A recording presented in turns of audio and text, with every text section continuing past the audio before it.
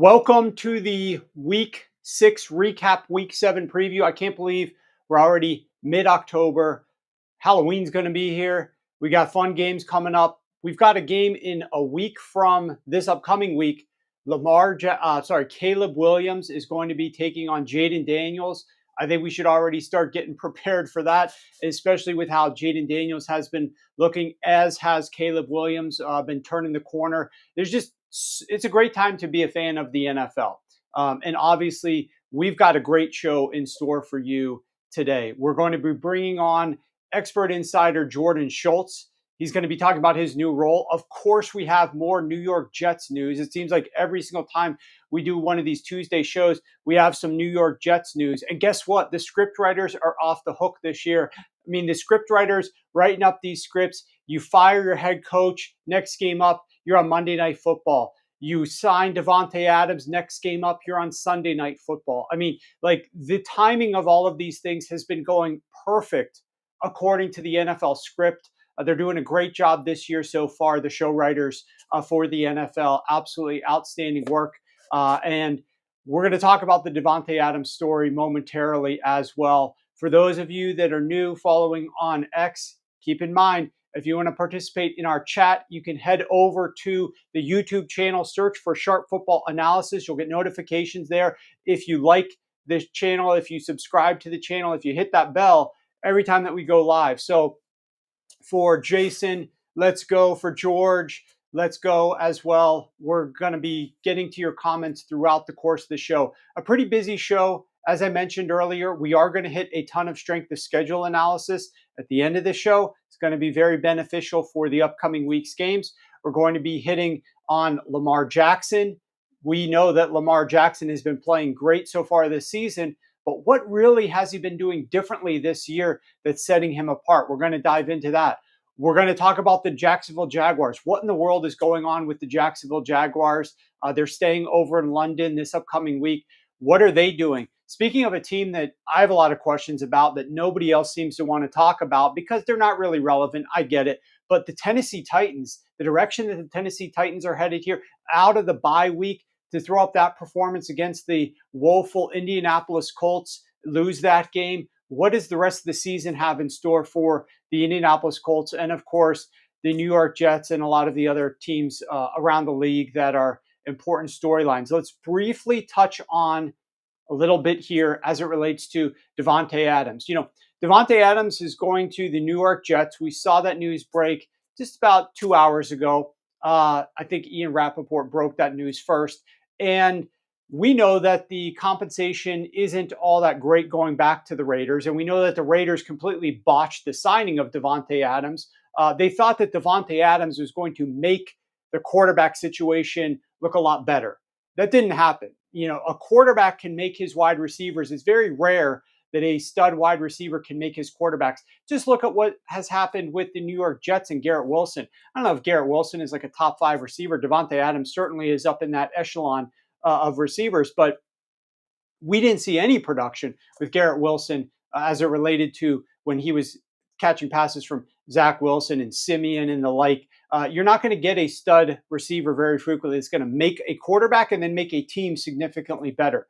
So you absolutely are going to need to get that from a quarterback first. Raiders went the wrong direction, massively overspent for Davante Adams. Now they're kicking themselves in the pants. This team is a disaster. The Raiders, I don't know that they have a total direction here. And it seems like the ship is taking on a ton of water. I'm not sure where they go from here. But as it relates to what we're looking at with Davante and the Jets, do you know one interesting tidbit here? The New York Jets have played every single defense that the New York Jets have played against the pass has ranked top 10, except for the New England Patriots. That's right. Every single defense that they've played. We've talked about the San Francisco 49ers, the Tennessee Titans, the Denver Broncos, the Minnesota Vikings, and the Buffalo Bills. Next up, they've got number 13, Pittsburgh Steelers. It's been a brutal schedule of pass defenses for this New York Jets passing attack. So we should see this passing attack look a lot better. And it's not just because they're adding Davante Adams. It's because of the schedule that they're going to be going up against. We're going to see them go up against the New England Patriots here again in week 8. We're going to see them going up against the Arizona Cardinals, the Indianapolis Colts, that Seattle Seahawks defense that seems to be spiraling out of control to some extent, the Jacksonville Jaguars, one of the worst pass defenses in the NFL, and the Los Angeles Rams. All of those defenses, they're going to be playing between now, which is week 7 heading up, and week 16. So within the next 8 to 9 weeks, we're going to be seeing them play a number of bottom 6 pass defenses. I'm counting 4 bottom 6 pass defenses, 6 bottom below average pass defenses, after having played a gauntlet, the number 1 most difficult schedule of pass defenses to date. So it's not going to change that much against the Pittsburgh Steelers. They bring a good pass defense, but once they get past that Pittsburgh Steelers, things are going to definitely lighten up for the New York Jets passing attack. Aaron Rodgers should look a lot better. Davante Adams should help, obviously. But we do still have to question some of the play calling. We know that Nate Hackett isn't there any longer, at least in terms of his duties calling the plays. But this passing attack is still going to be hampered by Todd Downing, in my opinion. If you don't, I know they're going to be transitioning more to letting Aaron Rodgers call the plays. And some people may or may not like that. But Aaron Rodgers is basically the guy who's going to be making the decisions on what plays are going to be called and what he wants to run, working with Downing before the game, working with Downing during the timeouts in between possessions to try to dial up what he wants, and then sometimes just going out there and calling whatever he wants to call. Because it's Aaron Rodgers' offense, obviously, right now. So it's going to fall on Aaron Rodgers how the direction of this heads moving forward. But I absolutely think because of the schedule, things are going to look a lot better. Okay, next topic, Matt. Let's cue it up.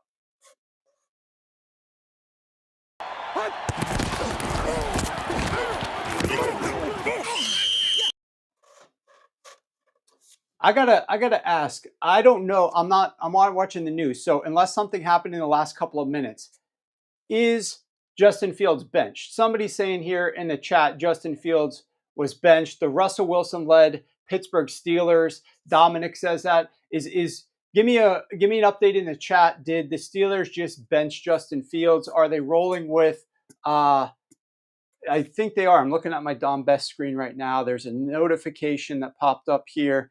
And Russell Wilson is expected to start next Sunday. Okay, so very recently, the Steelers just went to Russell Wilson. I just got a quick reaction to this. We're going to talk to Jordan Schultz about this momentarily. This is not something that I plan to discuss right now. But I am going to talk about this momentarily when we bring on Jordan Schultz. Before I get to that, I want to get a little bit into Lamar Jackson.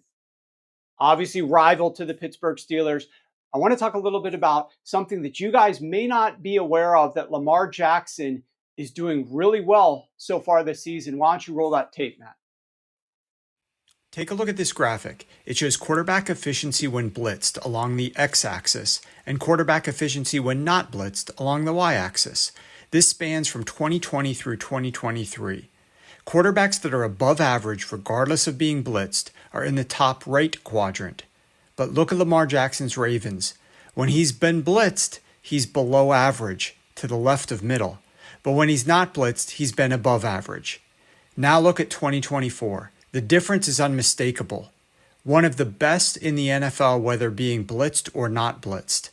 When Lamar was blitzed last week by Dan Quinn, he went 9 of 10 for 15 yards per attempt, plus 0.47 EPA per attempt, and 90% success.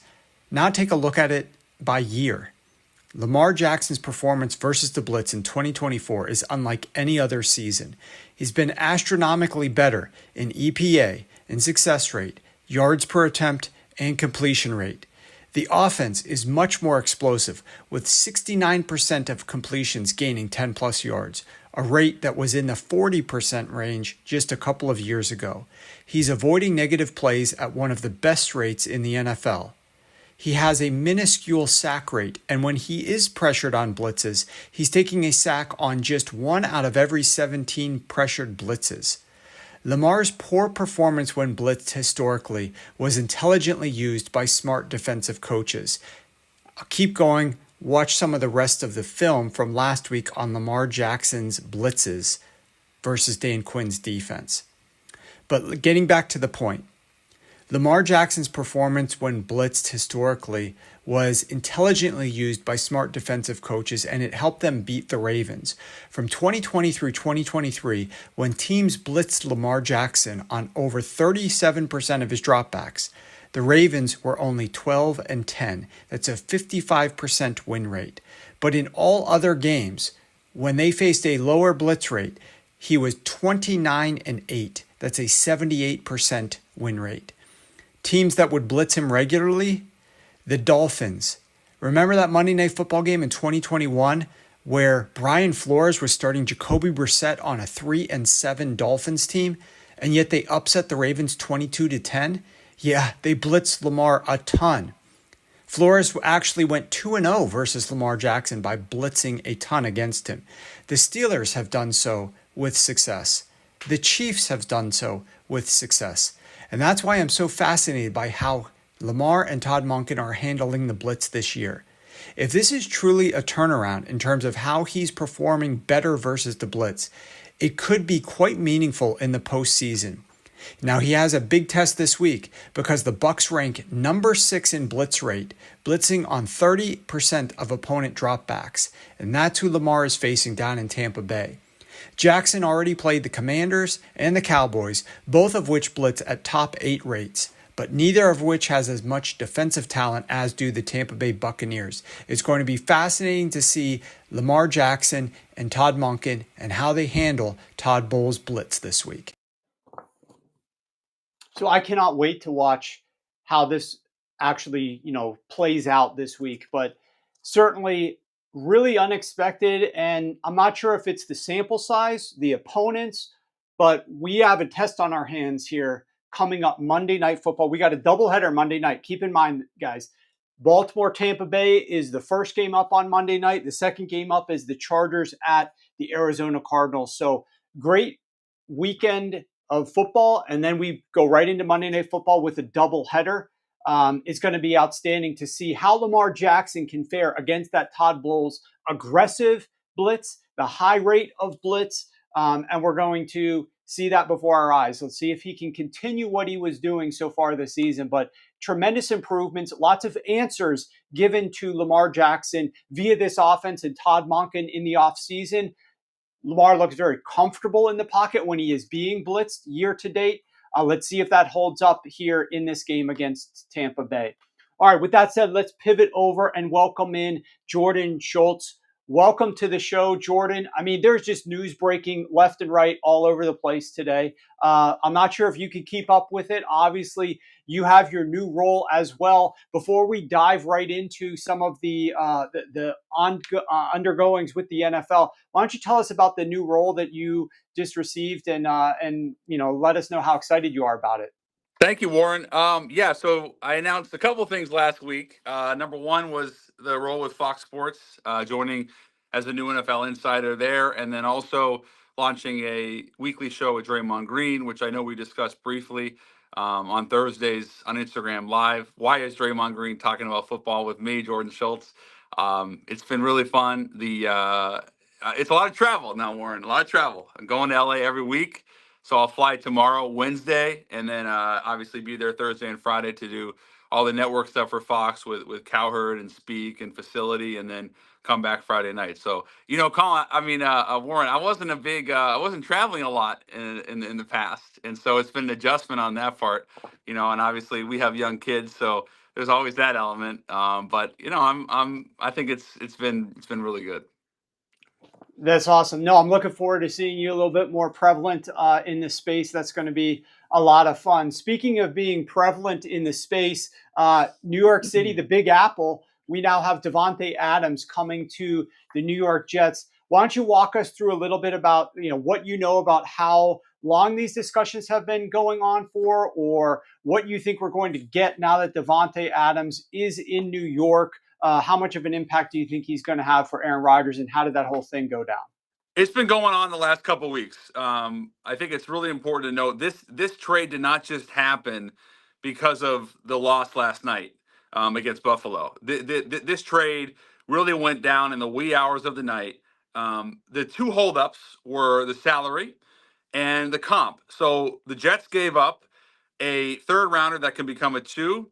And then the biggest issue was the salary. The Raiders were really clear, Warren, that they did not want to eat the salary of Davante Adams. So the Jets said, we will take on all of the salary. And as a result of that, this deal gets done. I think the owner, Woody Johnson, played a significant role here. Not to say GM Joe Douglas didn't, but I think Woody Johnson played a significant role. And it's important to note the Jets are 2-4. They have the Steelers and Patriots coming up. I've been told that they believe Davante Adams could be ready against Pittsburgh this weekend, which is huge for them. But there's so many elements to this that needed to happen for a deal to get done, mainly the salary and the comp. And I don't believe the Raiders were getting it from anywhere else. Maybe not just one, but both things. So the Jets were accommodating, and as a result, it gets done. But this is make or break time for them.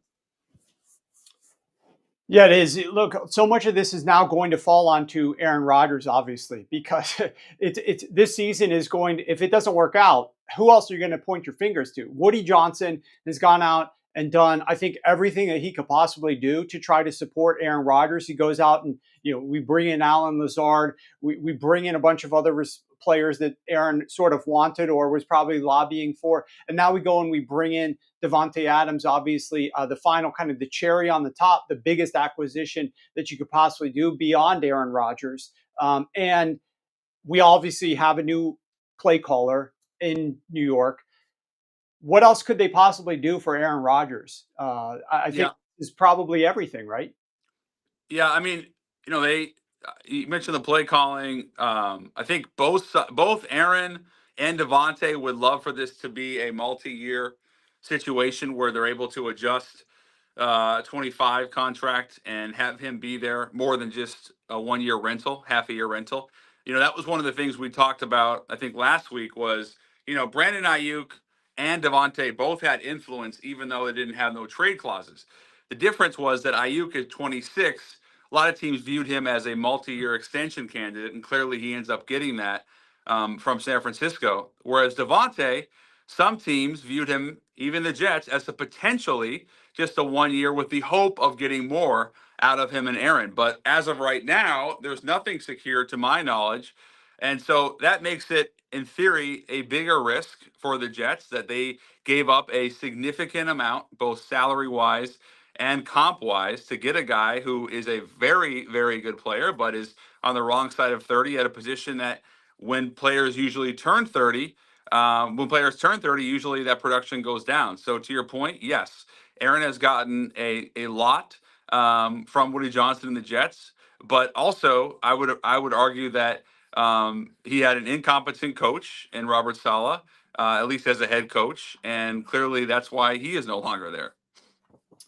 Yeah, I wonder if you're saying and suggesting that this potentially could be a multi-year thing with Davante Adams in New York and with Aaron Rodgers, hopefully still in New York. The question then to me becomes like, who would take over as coach next year and offensive play caller? Because you can't still have the situation that exists right now. Obviously, they fired Saleh. You mentioned that. And they've got a new play caller. They benched Hackett, and they literally benched him. I mean, he's still there. They didn't can him, but he's sitting on the bench. He's no longer having those duties.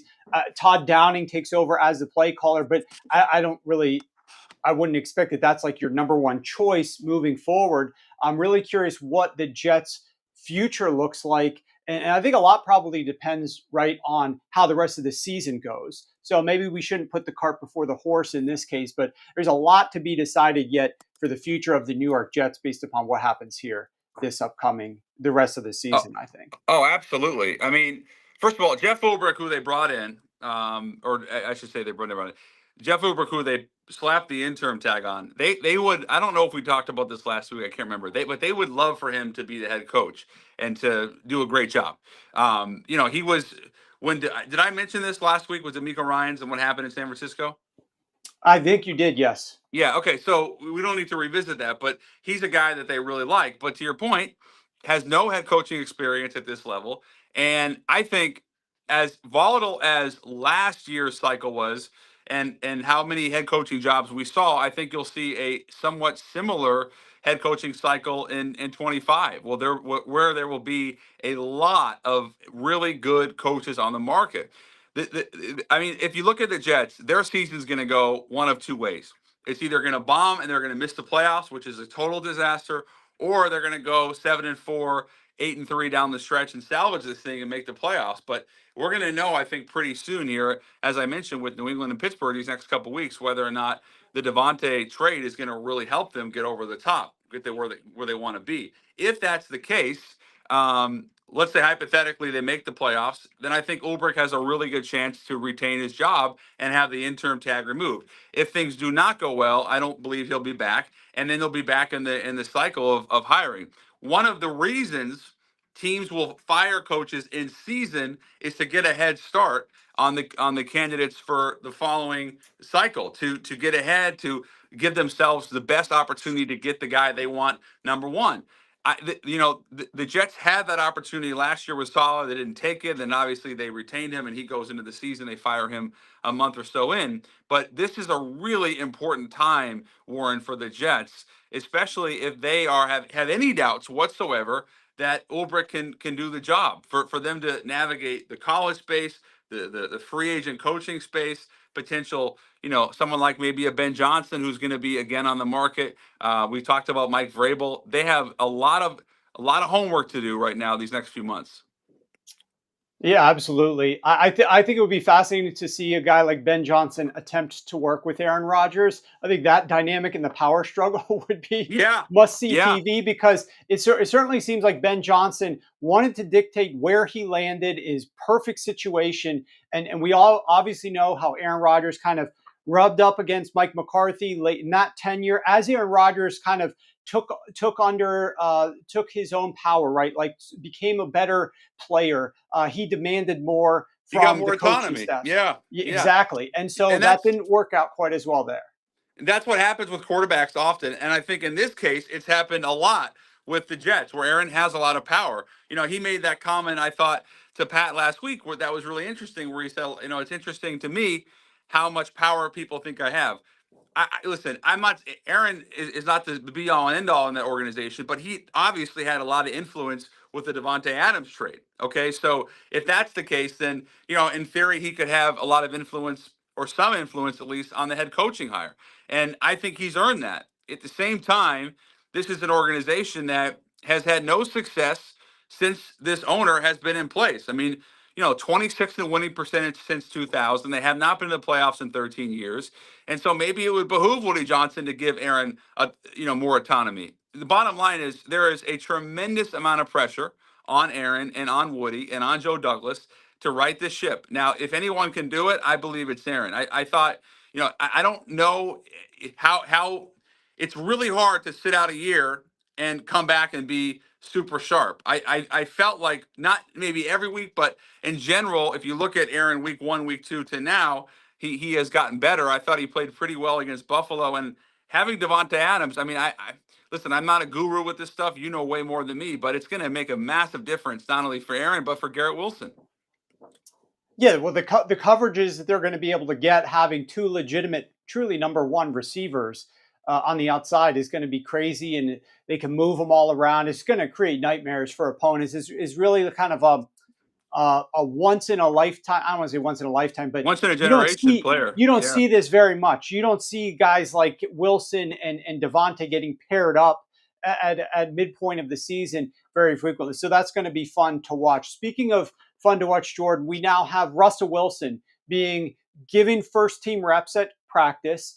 It looks like he's probably in line to start against the aforementioned New York Jets here on Sunday Night Football, making this like, an NFL scriptwriter's dream come true for this upcoming Sunday Night Football game.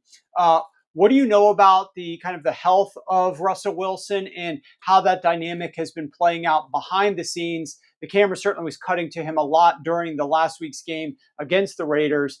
Justin Fields has been winning. The team has been fine, but they're going to be going up against a New York Jets vicious defense now, with potentially Russell Wilson making his first start. So Let me start with this. With Mike Tomlin, he's always been abundantly clear, Warren, that a starter cannot lose his job due to injury. In other words, Russell Wilson was supposed to be the starter. He gets injured. Justin Fields comes in, plays well. They're 4-2, but in theory, that's still Russell Wilson's job because he got injured. He wasn't beat out in Mike Tomlin's mind. He's been dealing with that calf, which we know is really sensitive, especially for a quarterback, and a guy that needs to move a little bit. To me, Justin Fields still belongs as the starter. I think he's played well enough. I know the last couple weeks he hasn't been quite as good, but he's played well enough. And if I'm the Steelers, I said this before the year, I think it's a lot easier to go from Fields to Wilson than Wilson to Fields. I wouldn't necessarily make the move because I think when you're winning, it's.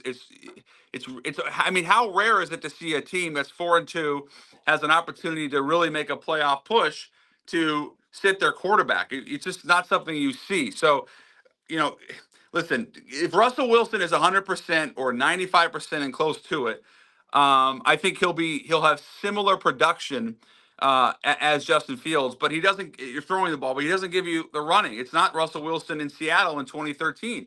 This is an older Russell Wilson. I've talked about this. He was still efficient last year. I think he had 26, 27 touchdowns. But Justin Fields gives you the legs and the scrambling ability that simply cannot be replicated. So that's why I wouldn't make the move just yet. I understand Mike Tomlin's philosophy and him sticking to it. But the Jets, to your point, vicious defense, really good defensive line. We'll see what happens with Hassan Reddick. Obviously, I reported a little while ago he's been given permission to seek a trade, albeit really over the next day or so. It's a short window, so a lot of moving parts there. Yeah, there was some money that came into the betting market, Jordan, on the Pittsburgh Steelers. Trying to buy them as a underdog. Right now, they're catching 1 to 1.5 points against the Jets. You had two big things that happened today with this game. Obviously, you first have the Davante Adams news, and you have the Russell Wilson news. What I could say is if I am betting this game, I'm a little hesitant to go out there and bet the Steelers with Russell Wilson potentially making his first start.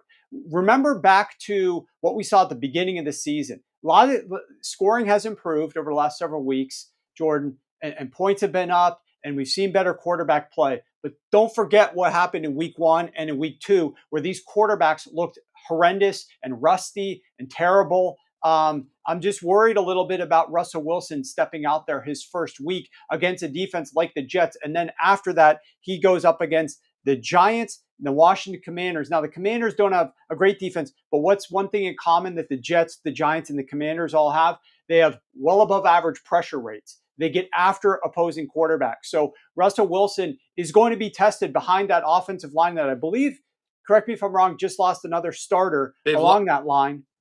Yeah, they've Siamalu, Fatanu, and then I reported, I think yesterday I reported that Zach Frazier, their starting center out of West Virginia, the rookie who's been excellent, absolutely excellent, is week to week with an ankle issue, which that's an uphill battle to play. So you're down potentially 3 offensive linemen.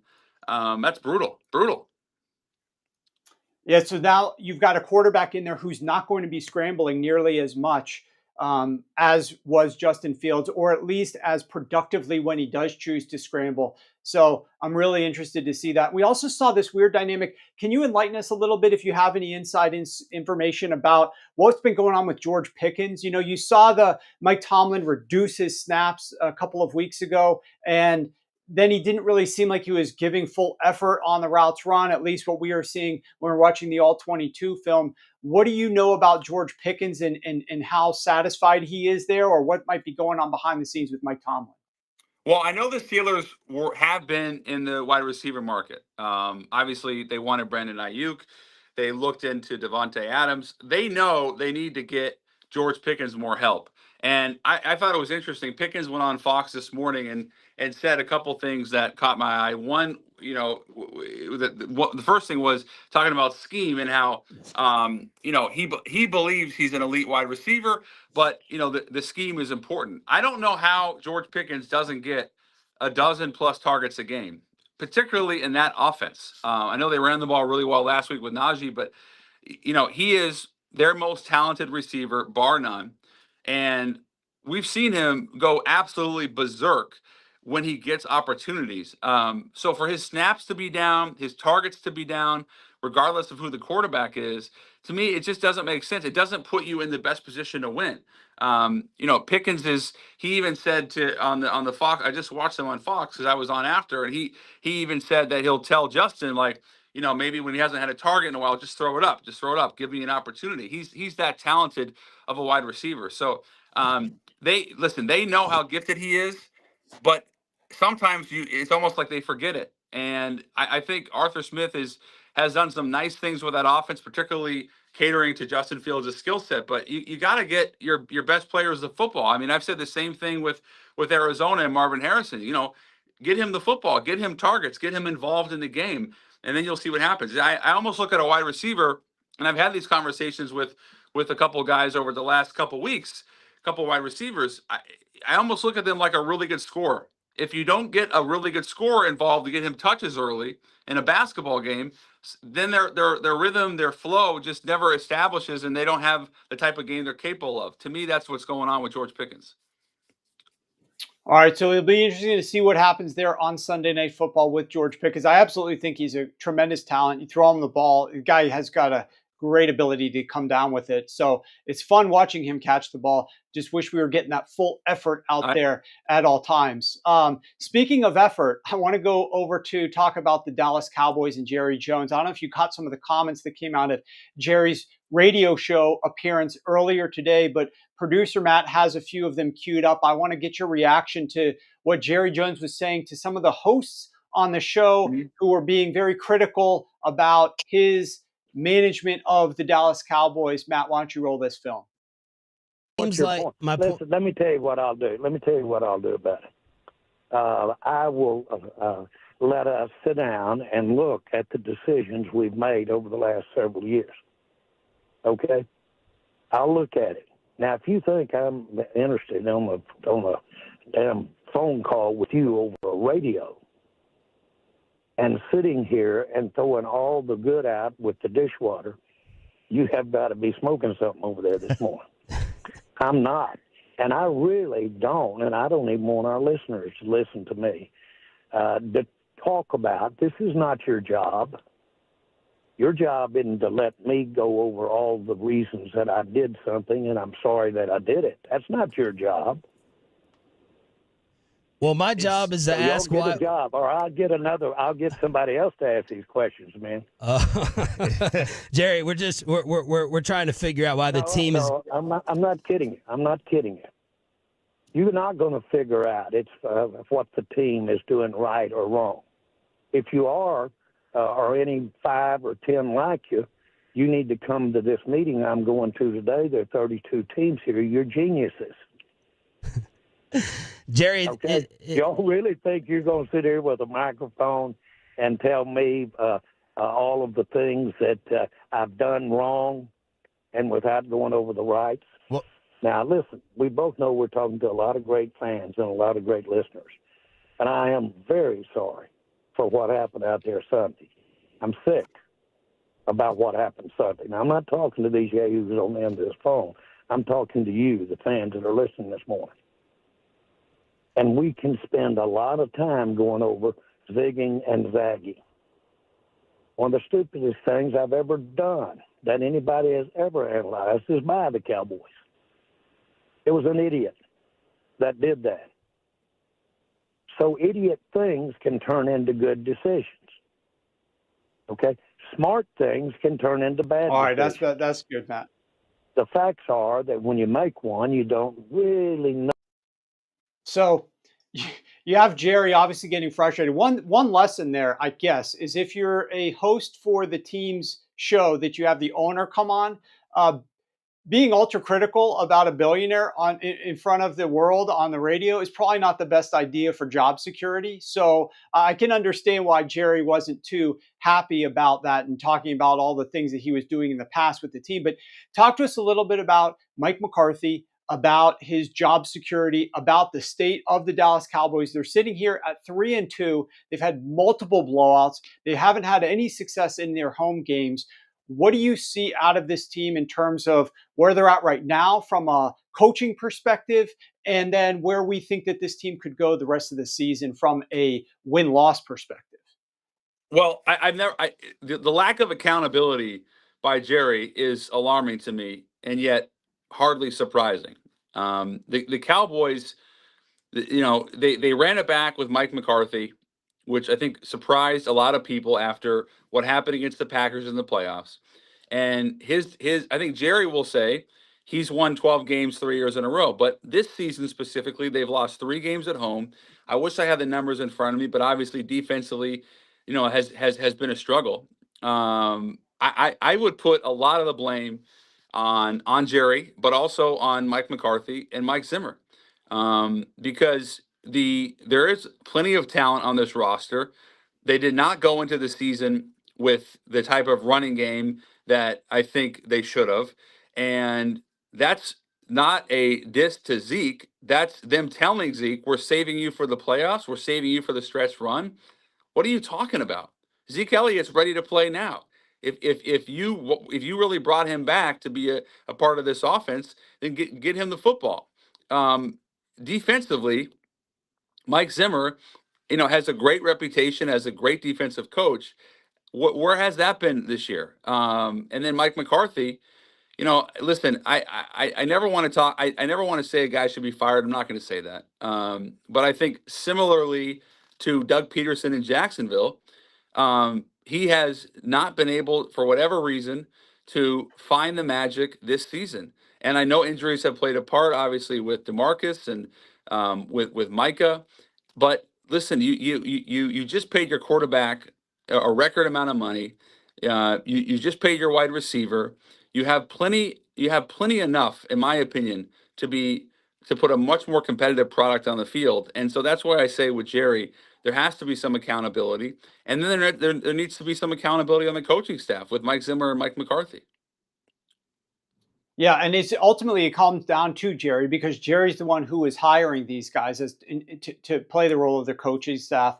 But certainly it feels like Dallas, whenever they go to step up in some of these big games, just get outmatched, outclassed from a coaching perspective. As part of it, they do not have that depth along the positions that they need to have depth at this season to have the success that we were seeing even from them in years past. And that's a knock on, I think, Jerry, but also kind of a fear for the future moving forward, is that this team isn't good enough. They aren't deep enough. They're not productive enough. Now, they will go up against some easier defenses moving forward. I do have them playing one of the easier schedules down the road of opposing defenses. So there's opportunity to improve. But if you're a smart coaching staff who's going up against the Cowboys offense, it's pretty easy to identify who you need to remove from the game, right? Like if you limit CeeDee Lamb to some extent, there isn't much out there that's going to scare you because, like you said, Jordan, they do not have that run game, and they are really lacking at other positions there to really put fear into your mind as a defensive coach going up against them.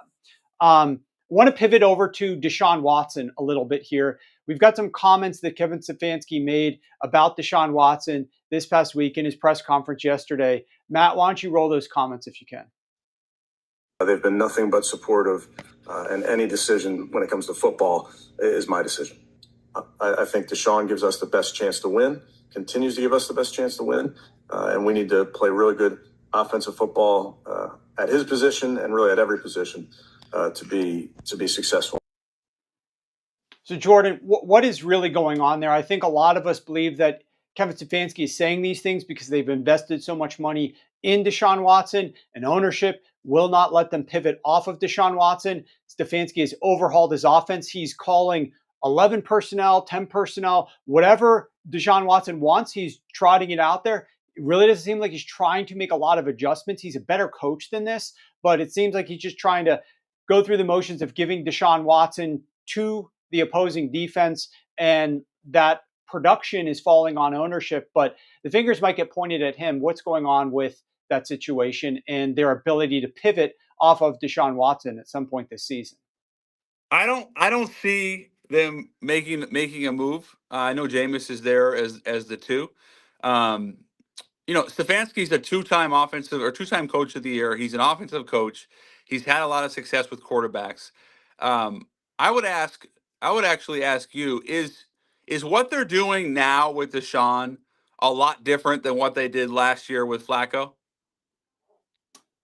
They started installing this offense when Deshaun was brought in. And so they made some small adjustments with Flacco, but not major. This Mm-hmm. offense, though, is night and day different from what Stefanski wants to run.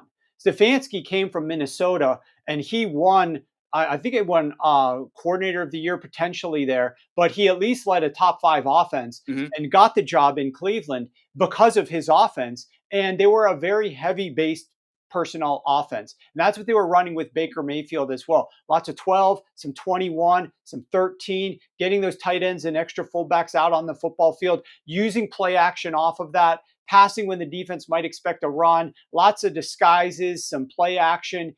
Now with Deshaun, as you know, it's a lot of 11 personnel, shotgun, very little play action. There's no disguise anymore. This is not what Stefanski wants to do. This is what Deshaun wants to do. Okay. Okay. Yeah. I wish I had a better answer as to what I would do differently, or what's some secret sauce. I don't anticipate a move being made, and the organization and the owner Jimmy Haslam gave up a tremendous amount for Deshaun. That's clear, and we all know that. But clearly, what they're hoping for, and to me, this is no big secret, is for Deshaun to rediscover what made him one of the best young quarterbacks in the league in Houston. So much of that was, I think, the creativity. It always felt like when you go back to the playoffs, when he went to the playoffs there, it always felt like Deshaun was going to make a magical play when it really needed to be made. And the Browns are clearly very invested, but also hoping that he can find that. I don't know what it would need to happen for that to happen. I don't know from a scheme standpoint, personnel standpoint. He just turned 29. He's still got plenty of youth on his side. He was one of the best players in the league 3 years ago. I don't know if sitting out, affected him that much, but I personally would love to see it, because at his best he was sensational. He really was a super special player, and it's not like Kevin Stefanski forgot how to coach. I wish I had a better answer for you. Yeah, those days, I fear, Jordan, long gone. If you look at the talent that Deshaun has gone up against from a defensive perspective in terms of who he's played, the Cleveland Browns have played the number one easiest schedule of opposing defenses. And that wasn't made any more difficult last week. The Philadelphia Eagles defense has struggled. It is not playing up to the billing of Vic Fangio. Prior to that, they had the Commanders, then the Raiders, then the Giants, then the Jaguars, then the Cowboys that just gave up nearly 50 points at home. I mean, they have played the number one easiest schedule of opposing defenses. And they're going to be playing many more difficult defenses moving forward. If you look at them, they go up against the Cincinnati Bengals this week, Jordan. An easy defense. That defense is not good. They don't have their teeth like they had a few years ago. Then they play the Ravens. Then let's start pivoting. They go up against the Chargers, which is a defense that's playing really good football right now, Jordan. They've got a game against the Saints, 2 games against the Steelers, the Broncos, who are a very good defense right now. Obviously, much better when they have their number one cover corner not dealing with a concussion. The Kansas City Chiefs, their schedule of opposing defense is going to get ridiculous in the very near future. So that's going to be interesting to see, say the least, to see what Deshaun Watson is able to do against those defenses. Last one for you on the way out, Jordan, here is, I don't know, did you have a chance to see what Dan Lanning did with the Oregon Ducks in their upset over? I did. That was incredible. I saw your tweet. That's how I found it. That was incredible, because I wasn't watching it live at that moment. That was unbelievable. That was one of the coolest. It was unbelievable. And the It was. coach came out afterwards in the press conference. He has a press conference every Monday night, and talked about using some cloaked words, that yes, we do plan for situations like this. Yes, we do this. Matt, if you want to roll that tape for the people that didn't see this initially. Yeah, so you basically had a situation. The Ducks called a timeout here for those of you guys who can watch it on TV. The Ducks called a timeout with 10 seconds left. They're going to reset the clock to 10 seconds. They are winning by 1 point. The Ohio State Buckeyes are on fringe field goal territory. If they get a few more yards, probably like 10 yards, they're in comfortable field goal range. But there's only 10 seconds left. So they've got to get that chunk of yardage, and then they've got to get the field goal out there. And so what Dan Lanning does is that after this timeout that he calls intentionally, he sneaks on a 12th defender near the bunch. Right next, there was a bunch of Ohio State wide receivers on the sideline closest to Oregon, and he sneaks on this 12th defender to help cover those receivers there. And he knows it's going to be a 5-yard penalty, but what he cares more about is that time that's going to be drained from the play clock. He'd rather give up 5 yards. They're still not going to be able to kick a field goal, but now there's only enough time for one play, 6 seconds left. In the heat of the moment, obviously, I don't even know how long it took them after to figure it out, but Ryan Day and the Ohio State coaching staff did not know that this was intentionally done. They're yelling, you'll see in the clip momentarily, they're pointing to the officials. They got 12 men. They got 12 men. This should be a penalty. The reality was that Ohio State should have called a timeout, and that would have preserved the time. They might have still been able to get a flag for this and get 5 yards closer, but because they allowed the snap to occur, they did not get the benefit of that. One final play, and as we know on this fateful play, the quarterback doesn't have an opportunity to get rid of the ball quickly enough, decides to tuck it and run, cannot slide and get the timeout in enough time before the play clock expires. So I ask you this as we watch the tail end of this, Jordan, you're thinking about the NFL and some of the various different coaches. You know, this clearly was a tactical decision made by Dan Lanning and the coaching staff of the Oregon Ducks. And to me, it speaks to how important it is for coaches to be on the forefront of the understanding the rule book, creative. Which NFL coaches do you think struggle the most in that regard? Because several of the ones that we discussed, McCarthy exactly jumps out to me as well. McCarthy, I thought late game situations. McCarthy, I mean, Saleh wasn't very good in those situations. I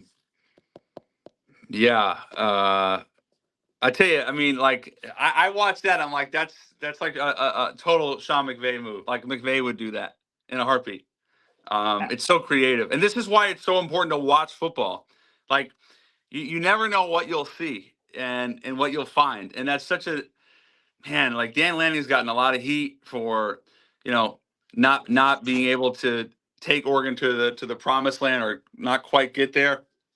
The fact that he's very boisterous and sometimes gets a little fired up, like a little Nick Sirianni-esque. I love it. I think the guy is. I mean, all he does is win. They're going to be in the playoff, and that was just amazing. That was an incredible thing to do. And I don't know if that was pre-planned, but in that type of stressful environment in that moment, to think about that and then have the wherewithal to apply it is clearly something they practice, and it's remarkable. I give them a lot of credit. Yeah, absolutely. And I think a guy who would struggle against that as well would be a guy like Sean McDermott, who, to me at least, always has a good team. He's a good enough coach, but he's not doing the small things around the edges in the margins that really will separate himself from, when he goes up against Andy Reid. This is the type of thing that he needs when he's going up against a Patrick Mahomes. I'm not saying this play is legal to do in the NFL. I'm saying figuring out ways around the margins to have advantages for yourself. There are, unfortunately, too many coaches on decent teams like Sean McDermott or like Mike McCarthy that don't spend enough time thinking about those types of things.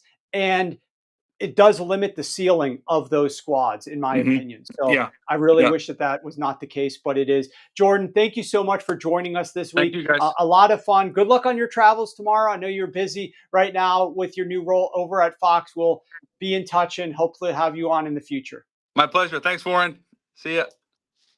All right, guys, that was Jordan Schultz. Hopefully you guys got some good insight and inside information there. we're going to get over back to the scheduled program here and talk a little bit about the Jacksonville Jaguars.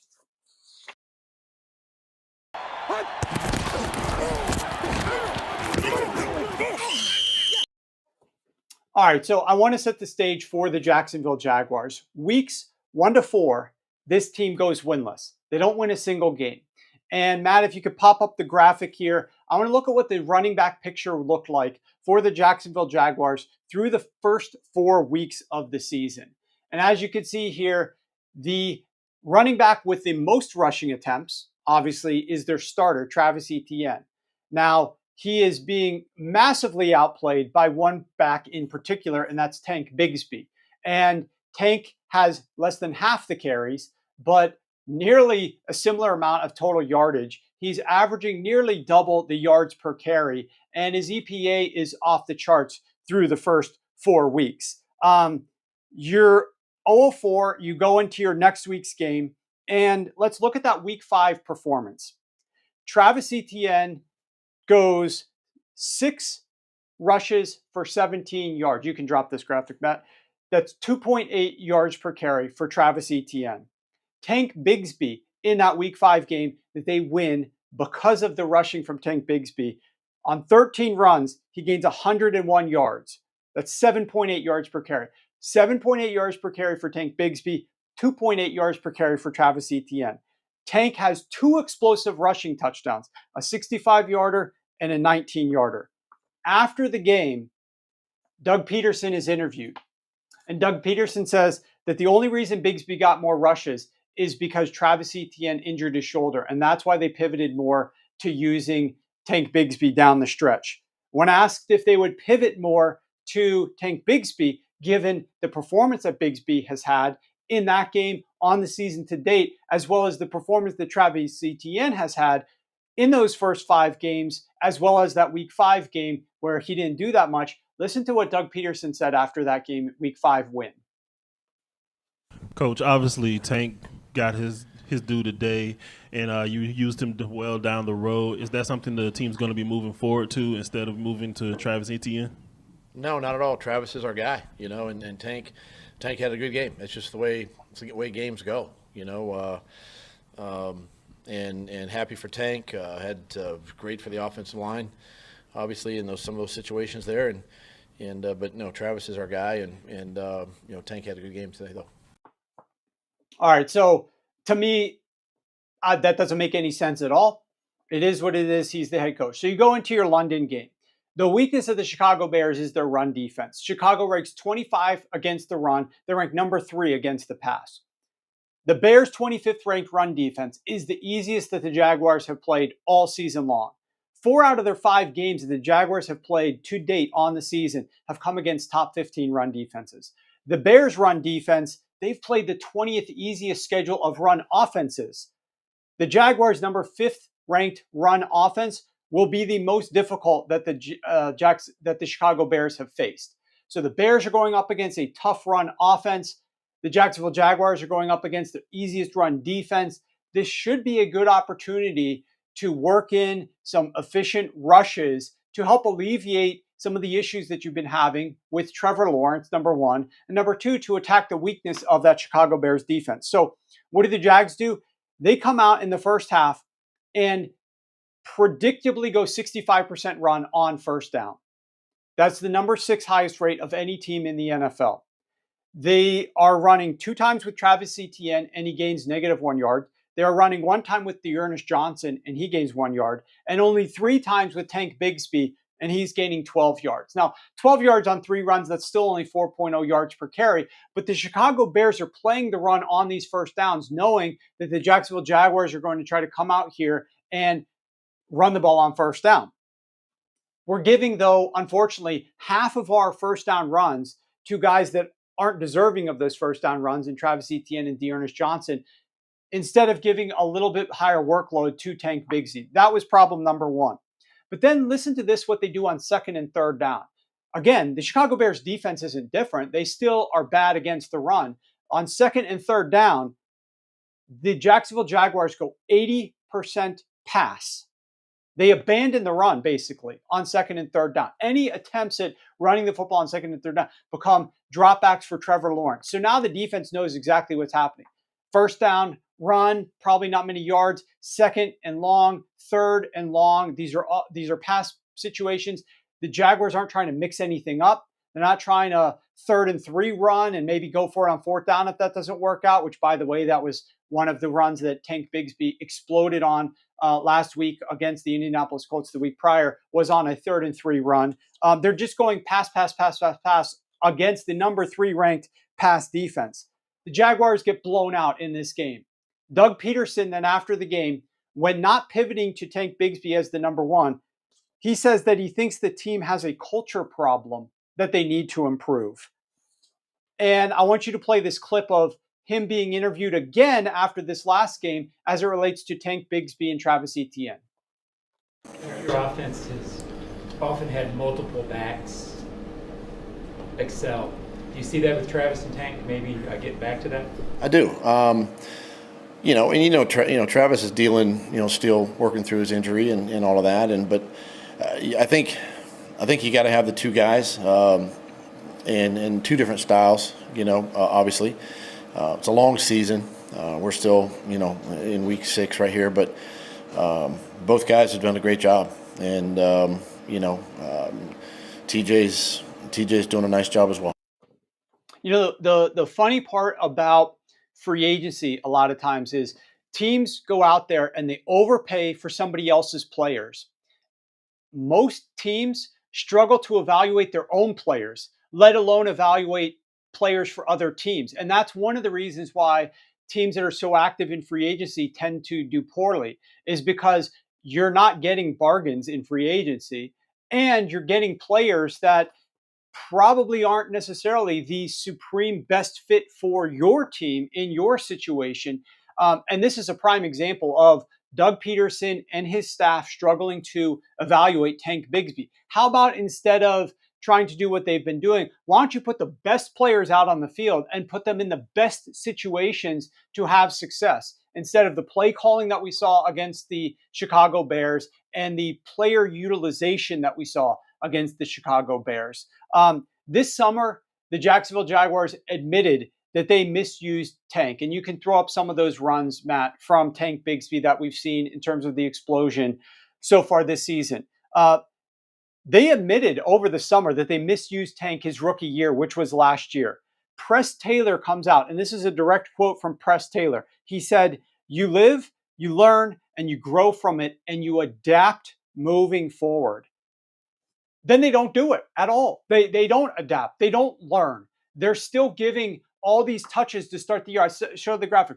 47 touches to Travis Etienne, only 21 touches to Tank Bigsby, even though Bigsby's massively outplaying him through 4 weeks. Then when given the opportunity ahead of week 5 to pivot into Tank Bigsby, when asked by the media, they do not, and they do not do it in the play calling. When given the opportunity to pivot into Tank Bigsby before week 6, they do not do it either. It just makes no sense what this team is doing from a running back usage perspective. You got a running back who ranks 3rd on the team in yards per carry, which is Etienne, 3rd in success rate, and 3rd in EPA per rush, and you're playing him as your running back number 1.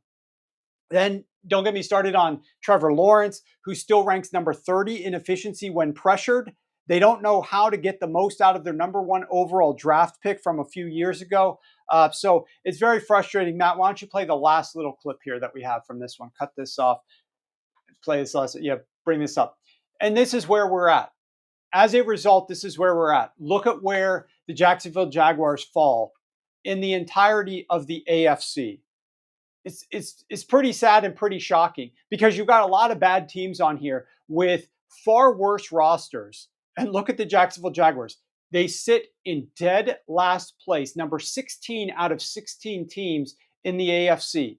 Worse than teams that are objectively rebuilding, worse than every teams that are starting rookie quarterbacks that are bad. I mean, it's just pathetic. And look at those net TDs on the far right column, -9. So they just haven't gotten unlucky in terms of their win rate, in terms of their overall record, in terms of their conference record.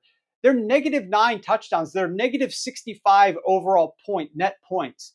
And this is just a bad football team. Unfortunately, we're going to have to watch them again to start our Sunday off over in London at 9:30 a.m. against the New England Patriots, a defense that they should be able to absolutely exploit, a situation where Travis Etienne might be banged up that they should be able to run Tank Bigsby on, a defense that Trevor Lawrence should be able to have some success against from a passing perspective. But can you trust them? Can you trust this? That's the big question that I think we all have to ask ourselves. So very frustrating there. Matt, let's go ahead on to our next topic.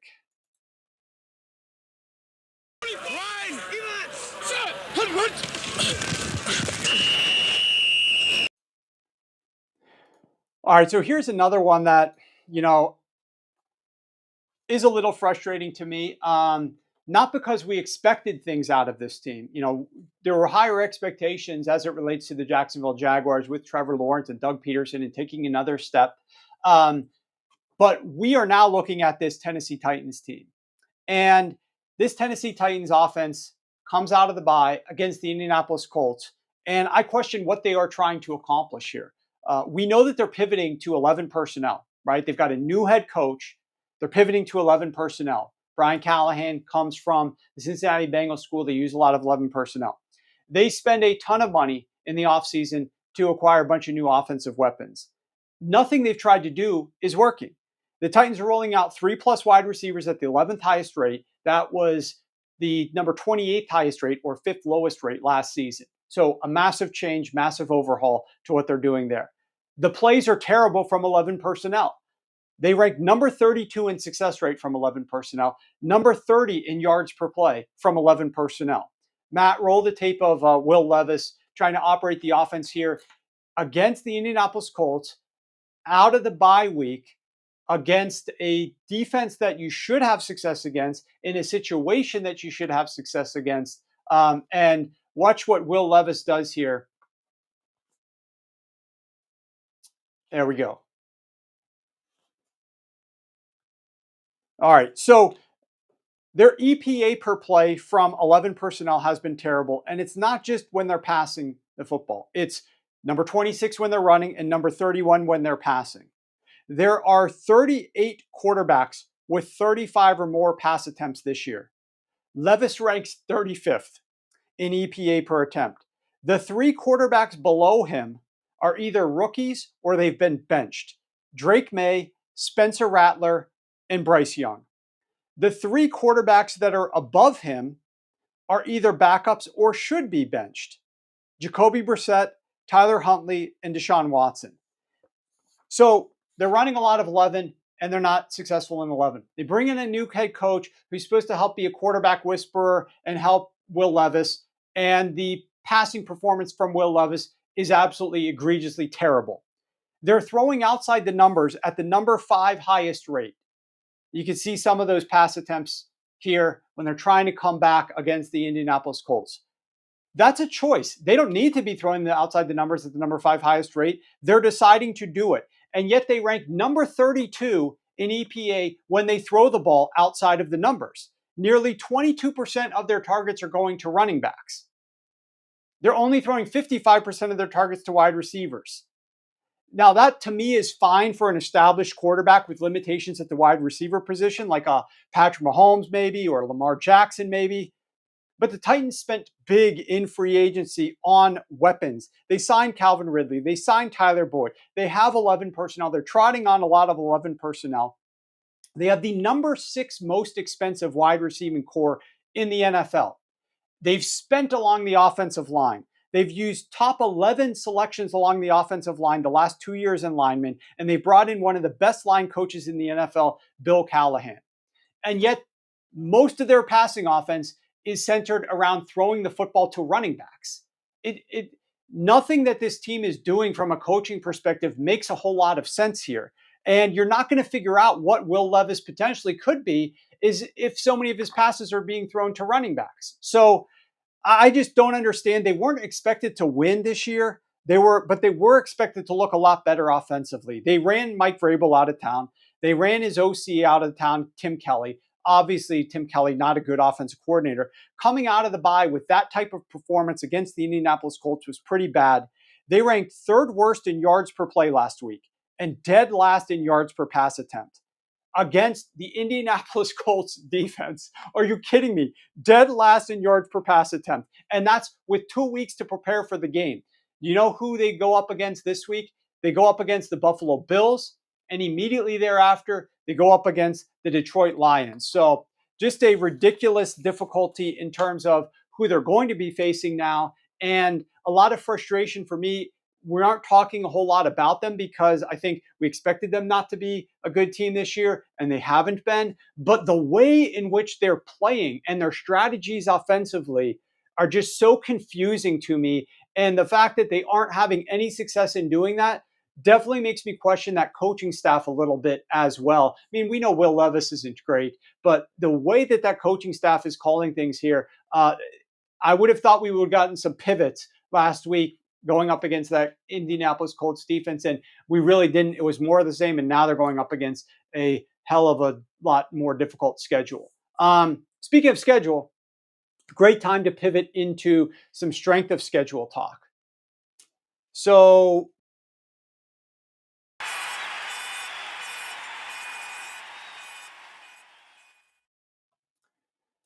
all right, now we get to talk about the fun thing. I saw some people talking bad play calling too. Yes, Jimmy, bad play calling.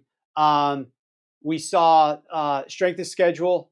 One of the guys here wanted to make sure that we hit a bunch of strength of schedule. We are going to hit a bunch of strength of schedule, guys. That's what I'm going to get into right now. Who was asking that question? There we go. The schedule shot. Matt pulled it up there. We're going to be doing that as we speak. Let me go ahead and share this. All right, Matt, why don't you go ahead and bring up that first schedule? Okay.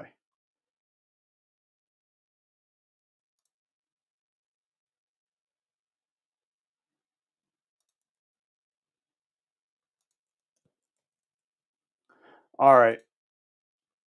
What we're looking at here is the past total efficiency of opponents. I got some good news for you guys. The good news is that we are now going to be writing multiple articles each week about strength of schedule. You guys have shown love on the show. You guys are always looking forward to the strength of schedule talk at the end of each of these episodes. We're going to actually be writing about it more on the website and showing more graphics. So you've got that to look forward to coming up in the near future. This is total efficiency. We didn't look at total efficiency last week. We're going to dive into total efficiency momentarily here. At the top, you've got past total efficiency of opponents. And at the bottom, you've got future. This is for the rest of the season when I'm talking about future, and past is weeks 1 to 6. So the key is look at a team like the Kansas City Chiefs or the New York Jets. Those two teams have played 2 of the top 3 most difficult schedules of opponents the first 3 weeks of the season, the first 6 weeks of the season as it relates to defenses. And they're going to be going up against massively easier schedules moving forward. On the other side of things, you've got 3 teams like the Green Bay Packers, and especially over there at the right-hand side of things, the Cleveland Browns and the Chicago Bears. These teams have played significantly easier than average schedule of opponents year to date, and they will be going up against substantially more difficult opponents down the stretch run. So the low-hanging fruit is it's hard not to point and laugh at the Cleveland Browns. That team is obviously in a very difficult spot moving forward. They're going to be facing much more difficult selection of opposing teams into the future. The Chicago Bears, everybody is happy and excited in Chicagoland for good reason. Celebrate Caleb Williams. You've had terrible luck with quarterbacks in the past, but this team is going to be playing much more difficult opponents moving forward. And then the Green Bay Packers. So Matt, let's go to the next one. So here's a breakdown of just like a couple of these teams just to showcase a little bit. The Kansas City Chiefs, we look at what they've done in weeks 1 to 6, right? They've played several difficult teams in total efficiency. Now they're going to be going up against a much easier schedule moving forward. And the same could be said for the New York Jets. If you look at that difficult schedule of the bottom graphic there, they've gone up against 3 top 6 teams. Now they're going to be facing very few top 6 teams the rest of the way, and a lot of teams that rank 22nd or lower in terms of total efficiency. All right, next graphic, Matt. I am sick and tired of people saying they want Deshaun Watson benched. Yes, we know he's been the single worst quarterback in modern history through 5 weeks. But what you don't know is that he's delivered this disturbingly horrific production against the NFL's easiest schedule of pass defenses. The number one easiest. Every single pass defense he's played ranks 19th or worst. I mean, the toughest defense he's played against the pass is the Raiders. The same Raiders who allowed Andy Dalton to roll off of his couch and throw for 300 yards and 3 touchdowns in his first start with the laughingstock Panthers. The same Raiders who allowed rookie Bo Nix to throw for over 200 yards and 2 touchdowns against them. That's the best pass defense Deshaun Watson has played, and he's still the worst quarterback in history. So why don't I want him benched? Because I'm dying to watch the train wreck that's going to take place when Watson finally plays a competent pass defense. Look at this schedule coming up for the Browns. Gaze upon this thing. How incredible will it be to watch Watson go up against pass defenses like the Steelers and Broncos and Chiefs and Ravens? If he's a bumbling fool against the easiest schedule, for once in our life, let's just see how epic this can get. Don't walk out in the middle of the movie. We need to see how this horror film ends. There you go.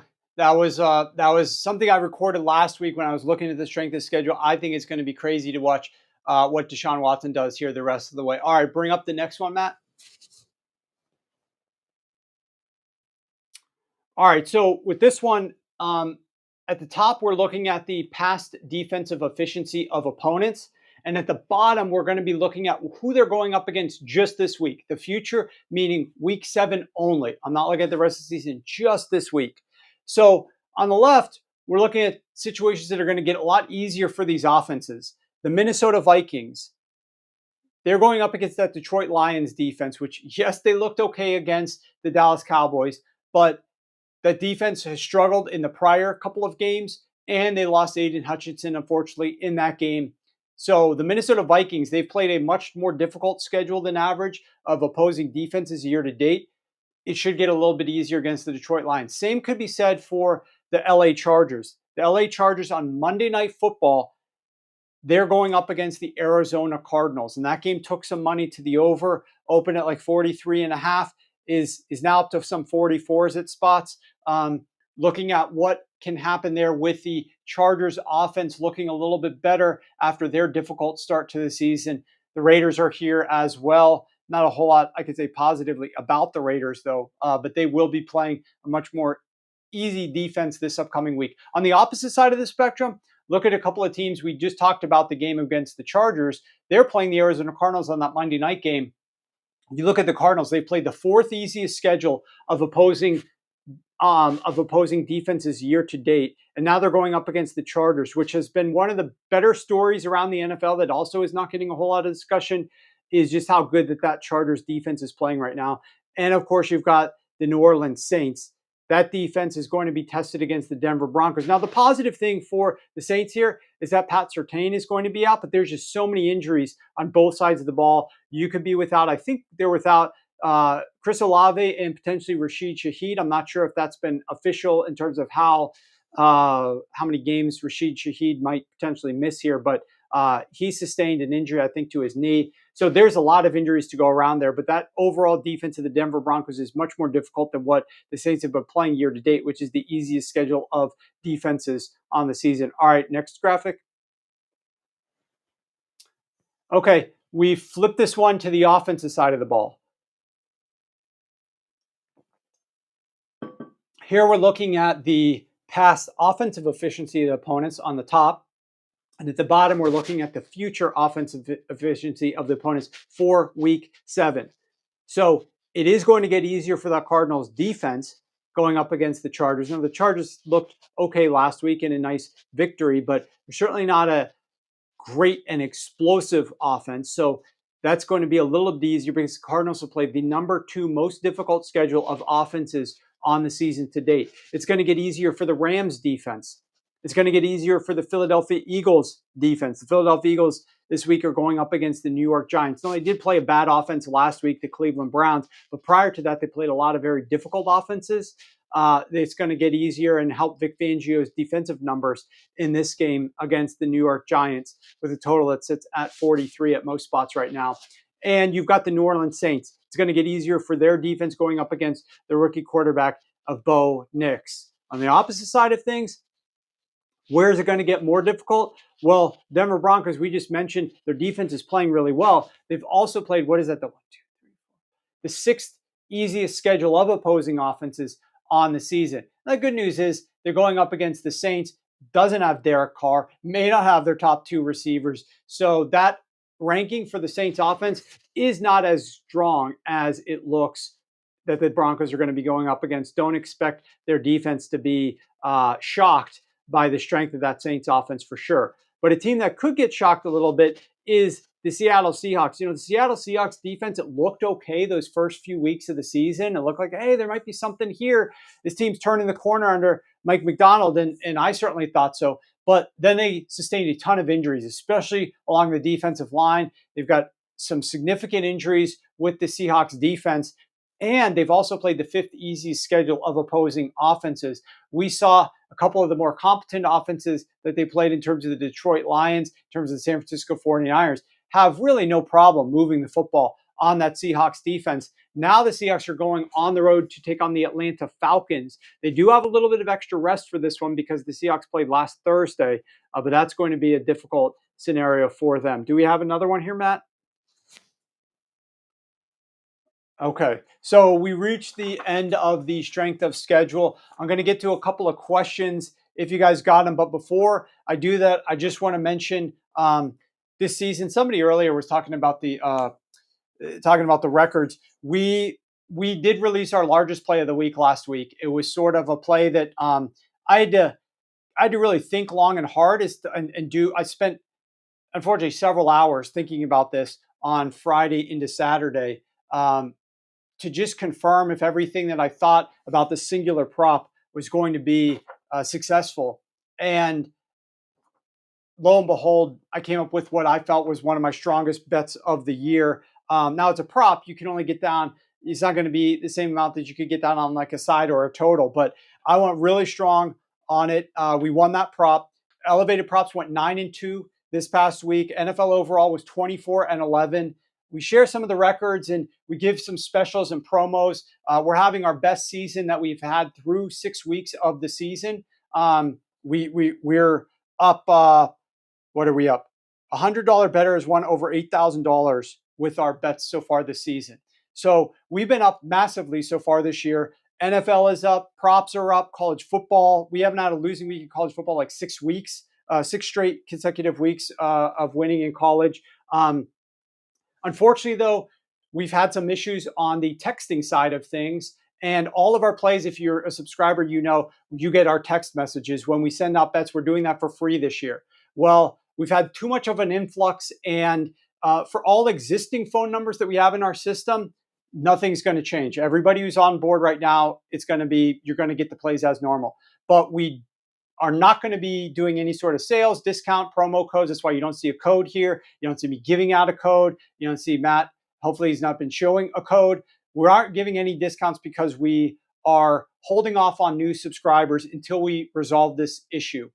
So it's unfortunate. We're doing really well this season so far, but and trust me, behind the scenes, that's why I really wasn't active much on social so far this week. I've been borderline like getting ready to fire some people or our provider just to try to resolve this as quickly as possible so that we can open the doors back up. So we will let you know when it's available and when the texting is up for new subscribers, and we'll keep you posted. But great season so far. Just wanted to update you guys on the records. Let's go through some of the odds, Matt, if you want to pull up the DK screen. George says, what should we expect from the Lions defense after that horrific injury? You are absolutely right. That was a brutal injury to Aiden Hutchinson, who was the guy that generated the vast majority of pressures for this team. We know last year the difference with this team in 2023 was they got a high pressure rate, but a very low sack rate. And as a result, opposing quarterbacks were still having a lot of success against them. We are not seeing that this season. We are seeing a little bit higher sack rate, and the team was having more success. You can bring up those odds, Matt. We'll just talk through it. But I am definitely worried about the state of this Detroit Lions defense right now. Will they opt to blitz more? Aaron Glenn was blitzing a lot last season, and it wasn't successful. This team was so much more efficient last year when they weren't blitzing than when they were blitzing. And I'm worried now without Aiden Hutchinson that they're going to try to dial up more blitzes, put that secondary, those guys that they're going to put into man coverage, too many islands, and cause too many problems for them when they go up against good offenses, especially offenses that are running a lot of 11 personnel. So I am absolutely worried there about that, George. Let's go through a couple of these games. One of the ones that's moved a fair amount has been this London game. You've got the Patriots going over there. Drake May certainly, I think, exceeded expectations a little bit in his first game out. He had a decent outing for a young quarterback, had a nice deep touchdown, and he's going up against this Jacksonville Jaguars defense, which is the single worst defense in the NFL against deep passes. There is not a single defense that is worse against deep passes than the Jacksonville Jaguars has been. So we know the limitations for the New England Patriots. They don't have a good offensive line. It's hard to throw deep when you don't have enough time in the pocket. So we'll see if they can figure out ways to manufacture a little bit better protection for Drake May so that he can chuck the ball deeper down the field. But that game has seen a little bit of money move to the over and a little bit of money move towards the Jacksonville Jaguars off of that loss that they sustained last week over in London to the Chicago Bears. Big advantage, right, for the Jacksonville Jaguars staying in London for this second game. It should absolutely be a big advantage for them. SKJR says, any early opinion on the Seattle-Atlanta total? Seems a little high. Well, it's been taking a little bit of money towards the over. That total opened at 49.5. It is now up to 51. There is a little bit of 50.5 still left in the market, but it's been moving towards the over at 51. It is a little bit high at 51. I won't disagree with you there. Jim Cantori says, Seahawks off to a worse start. I thought it was Waldron's fault. I think the offense has been okay, Jim. I think we see some issues with the defense and their injuries for the Seattle Seahawks. What I did not understand, and I think this is more of a first-year head coaching situation rather than the offensive play calling per se, is they got away from the run far too quickly in week 5, and then they made that matriculate over into what happened week 6 against the San Francisco 49ers, where they came out, and I talked about this on the Friday show, so I'm not going to rehash everything, but the head coach, Mike McDonald, wears his run the damn ball hat, and it was clear that that's what they were trying to do on first down, and they come out and run the ball, and they're not successful at all. You can't, the one thing, and I've said this time and time again, the one thing that offenses cannot do, because they have the edge, the rules give them the edge over defenses. It's pretty clear. Rules favor the offenses, but the one thing you can't do is be predictable. If you are predictable offensively in the NFL, you're giving so much back to the opposing defense. And that's exactly what the Seahawks did in week 6 against the San Francisco 49ers with their game plan and talking about it following the week 5 loss to the New York Giants. They do have to play better. Geno Smith is not playing quite as well, but they are unlocking some more things offensively with some of that explosive passing this season than they were last year. But they've got a lot of room to improve, and they've got to work on their strategy as well. And to me, that starts a little bit with the head coach. Let's see.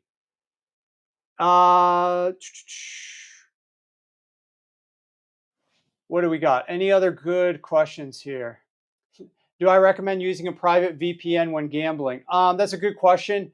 It's never a bad choice to use a private VPN. I'll just say that. That's always helpful. E says, can they call anything to help Levis?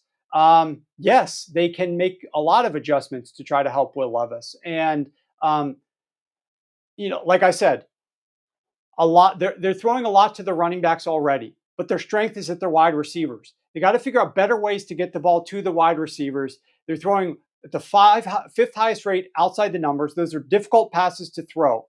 How about some more in-breaking routes and figure out some ways to get the ball out of Will Levis's hands so that he doesn't have to think and process and take those tough decisions that are hard to watch on the football field. So I think that there does need, I would have expected that though in the bye week after seeing what happened the first 5 weeks. Week 6 is a bye. Sorry, week 5 is a bye.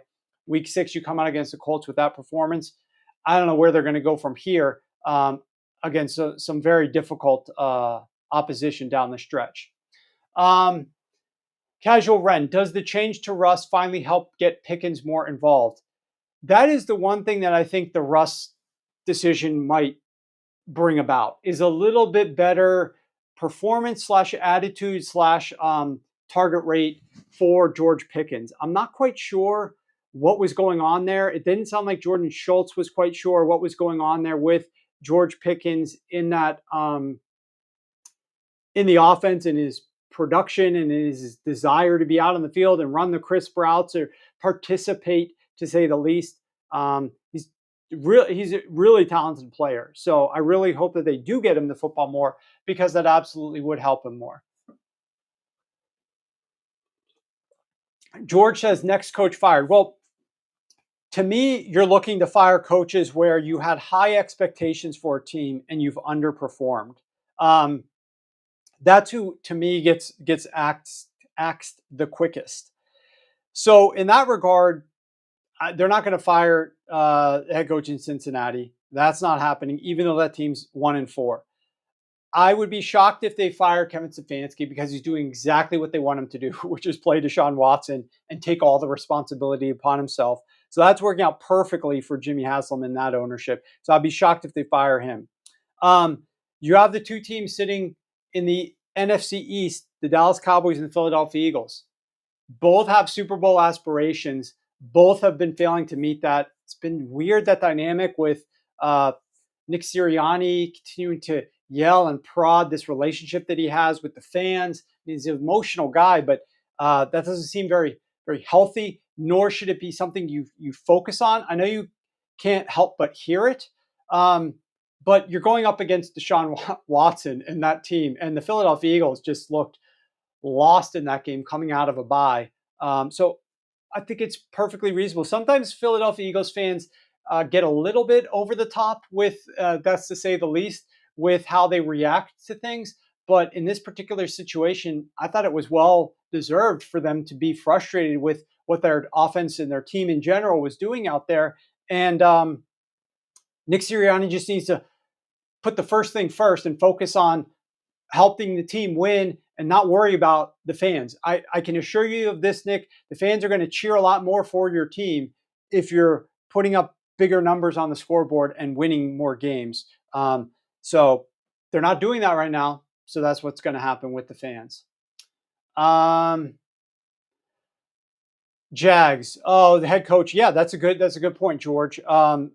That's another one who, obviously, as I mentioned, has spent a lot of time talking about them with where Doug Peterson sits. He's been there for a long enough time. He's had the opportunity. Certainly that whole experiment with trying to give Press Taylor more play calling responsibilities did not turn out very well. And so I don't know if you get rid of Doug, what's going to happen with the offense, though, this season. That seems a little difficult to stomach because they're going to just spiral out of control. Like him or not, he has definitely been the best play caller that they've had. It's just there needs to be a lot more growth from him. So I don't know where they would turn to call plays moving forward. But if they somehow lost to the New England Patriots over there and dropped to 1-6 and got swept in London, that would be a death knell to me. That would be, you're not coming home. And I just find it hard to imagine that they can't beat the New England Patriots with Drake May making his first career road start. That would be shocking if the Jacksonville Jaguars don't win that game. So now you're giving me something to think about and potentially root for the chaos of everything. Last one from Sophia, and then we'll go. Thoughts on Tampa Bay, Baltimore? Don't think we'll be getting another Baker rushing over. Yeah, it's really interesting. This game, how the Baltimore Ravens, I'll have more on this on the Friday show. So tune in at noon on Friday. The way that the Baltimore Ravens get after quarterbacks or try to keep them in the pocket, they don't really get a whole lot of pressure. They're very unique. If you study this defense, on first and second down, they bring the second lowest rate of pressure.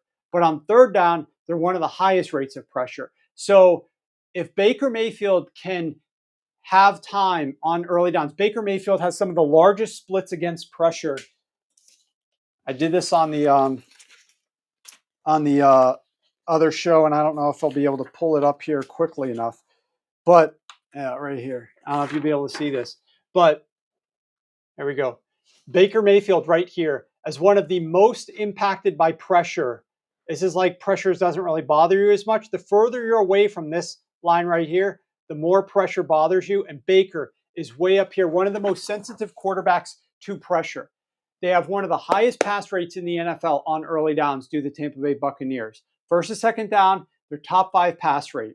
Baltimore Ravens, second worst pressure rate on first and second down. So you've got an interesting dynamic where Baker might be able to have some success passing the football on first and second down. Third down, that's where the Baltimore Ravens can dial some things up and make life a lot more difficult. So the Buccaneers offense needs to be clicking on early downs. I was so relieved that we hit that Bucky Irving prop because the backup running back was absolutely going off. And it's hard to take the hot hand off the field. But Sean Taylor, remind me of the guy's name, the backup running back. I don't know if that is Sean Taylor, obviously the ex-Washington Redskin. But the backup out of Syracuse, I believe, was destroying it on the ground last week. And so Sean Tucker, thank you, Matt. I'm not quite sure what we're going to see from a rushing perspective here this week. They have gotten good production off the ground game, but I don't think that's the way to go against this defense of the Baltimore Ravens. So now it's up to the coaches. It's really up to the coaches here. This is where it's going to be a very interesting cat and mouse game with Lamar Jackson and Todd Monken. And can they deal with the blitz of, Todd Bowles? And we talked about that at the beginning of the show, how good Lamar has been playing so far this season. Is that just a small sample size thing, or can he still perform that well against Todd Monken and that blitz? And on the other side of the ball, Baker Mayfield, will they allow him to keep throwing the football at a high rate? Can he get the ball out of his hands quickly, attack the weakness of the Ravens defense, which is that secondary? It's going to be a great game. I'm really looking forward to that game. Not so much the second game, the Chargers-Cardinals, but really looking forward to that first game, the Ravens-Buccaneers. So with that said, guys, I really appreciate, make sure you're hopping over from X over to YouTube and subscribe to the Sharp Football Analysis channel, where we do the Sharp Football Show live every single Tuesday and Friday at noon Eastern. You guys can ask your questions. I'll try to get to them and share some comments and thoughts with you guys on that.